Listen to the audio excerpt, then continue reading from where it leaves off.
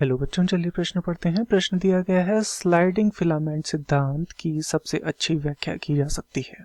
विकल्प ए है, एक्टिन और मायोसिन फिलामेंटों की लंबाई कम हो जाती है और वे एक दूसरे पर फिसलते हुए आगे बढ़ जाते हैं। विकल्प बी है, एक्टिन और मायोसिन फिलामेंटों की लंबाई कम नहीं होती बल्कि वे एक दूसरे पर फिसलते हुए आगे बढ़ जाते हैं। विकल्प सी है, जब मायोफिलामेंट एक दूसरे पर फिसलते हुए आगे बढ़ जाते हैं मायोसिन फिलामेंटों की लंबाई कम हो जाती है, जबकि एक्टिन फिलामेंटों की लंबाई कम नहीं होती है। विकल्प डी है, जब मायोफिलामेंट एक दूसरे के ऊपर फिसलते हुए लांघ जाते हैं एक्टिन फिलामेंट की लंबाई कम हो जाती है, जबकि मायोसिन फिलामेंटों की लंबाई कम नहीं होती है। तो इस प्रश्न में हमसे स्लाइडिंग फिलामेंट सिद्धांत जो होता है उसके विषय में हमें यहाँ पर पूछा गया है। हमें बताना है कि स्लाइडिंग फिलामेंट सिद्धांत की सबसे अच्छी व्याख्या कौन सी है। तो इस प्रश्न की जो मुख्य अवधारणा है वह स्लाइडिंग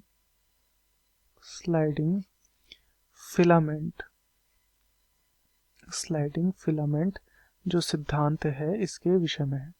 स्लाइडिंग फिलामेंट सिद्धांत। तो चलिए समझते हैं स्लाइडिंग फिलामेंट सिद्धांत को कि यह क्या होता है।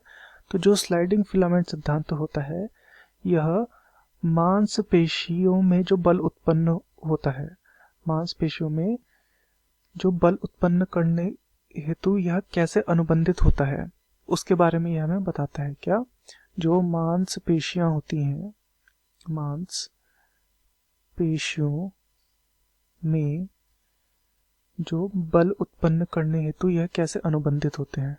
बल उत्पन्न करने के लिए ये किस प्रकार से अनुबंधित होते हैं यह सिद्धांत हमें समझाता है। किस प्रकार अनुबंधित होते हैं इस बात की व्याख्या कर पाता है यह सिद्धांत, जिसका नाम है स्लाइडिंग फिलामेंट सिद्धांत। तो क्या होता है वास्तव में इस सिद्धांत के अनुसार कि जो पेशी तंतु होते हैं, पेशी तंतु जो होते हैं उनमें देखने को मिलते हैं एक्टिन व मायोसिन। क्या देखने को मिलते हैं? एक्टिन और मायोसिन यहाँ पे देखने को मिलते हैं पेशी तंतु में, एक्टिन व मायोसिन। अब क्या होता है कि यहाँ पर तंतु क्रॉस ब्रिज बनाने हेतु यहाँ पर बनते हैं। ये क्या करते हैं? ये करते हैं तंतु क्रॉस ब्रिज का निर्माण करते हैं। कैसे? क्रॉस ब्रिज बनाने के लिए क्या करते हैं? बंधते हैं तथा संकुचन पैदा करते हुए ये क्या करते हैं? फिसलते हैं। जब ये क्रॉस ब्रिज बनाते हैं तो ये क्या करते हैं? संकुचन पैदा करते हैं पेशी में और फिसलते हैं। संकुचन पैदा करते हुए ये क्या करते हैं? फिसलते हैं। संकुचन पैदा करते हुए फिसलते हैं ये चीज। तथा संकुचन के दौरान क्या होता है? जो संकुचन के दौरान जो पतले एक्टिन होते हैं, पतले एक्टिन जो होते हैं वो मोटे जो मायोसिन होते हैं उस पर फिसलते हैं। मोटे मायोसिन पर ये क्या होते हैं? फिसलते हैं। तो इस प्रकार से ये सिद्धांत हमें बताता है पेशी संकुचन के विषय में। तो यहाँ पर हम देखते हैं कि कौन सा वाली इसकी व्याख्या सही होगी। पहला है, एक्टिन और मायोसिन फिलामेंटों की लंबाई कम हो जाती है और वे एक दूसरे पर फिसलते हुए आगे बढ़ जाते हैं। तो यहाँ पर लंबाई कम नहीं होती, तो ये गलत हो जाएगा।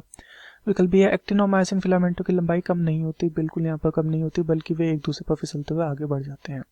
तो ये बिल्कुल हमारा सही है, ये सबसे अच्छी व्याख्या यहाँ पर है। विकल्प सी है, जब मायोफिलामेंट एक दूसरे पर फिसलते हुए आगे बढ़ जाते हैं मायोसिन फिलामेंटों की लंबाई कम हो जाती है जबकि एक्टिन फिलामेंटों की लंबाई कम नहीं होती। तो ये भी गलत है, लंबाई पर यहाँ पर कोई फर्क नहीं पड़ता। विकल्प डी भी कुछ इसी प्रकार का है, जब मायोफिलामेंट एक दूसरे पर फिसलते हुए लांघ जाते हैं एक्टिन फिलामेंट की लंबाई कम हो जाती है। तो लंबाई कम यहाँ पर नहीं होती, तो ये गलत हो जाएगा।